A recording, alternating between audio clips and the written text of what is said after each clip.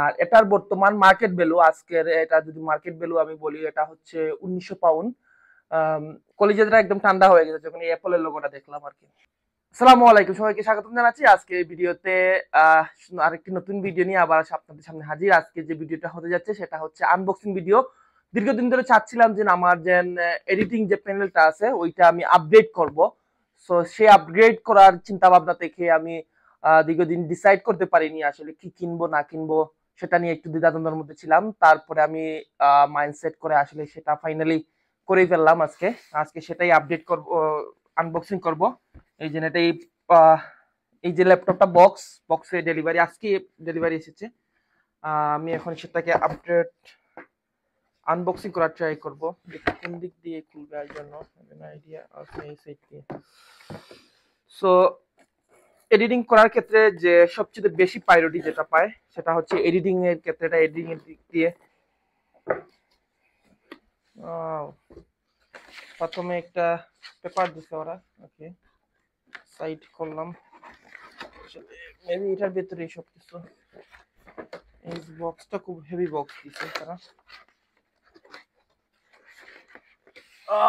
Finally সোনার হরিণ, this call সোনার হরিণ, ভেরি স্মুথ। ওকে, এটা সাইডে রাখা, সাথে কি দিছে, একটা চার্জার, একটা অ্যাডাপ্টার, একটা কেবল, আর একটা ডিফারেন্ট টাইপ অফ কেবল, এর জন্য আর কিছু নেই।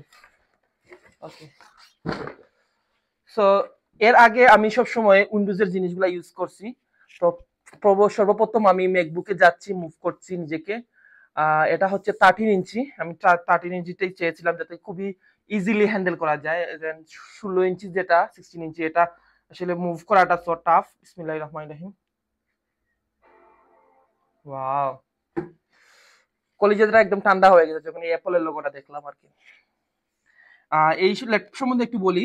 এই ল্যাপটপটা হচ্ছে 13 ইঞ্চি, 1 TB 1 TB, এবং এটার ইয়ে হচ্ছে 32 GB মেমোরি, যেটা আমরা র্যাম বলি, 32 GB। এবং আসলে খুবই স্মুথ। আমি যেটা দেখছিলাম অনলাইনে কাটাকাটি করে দীর্ঘদিন ধরে কি নেওয়া যায়।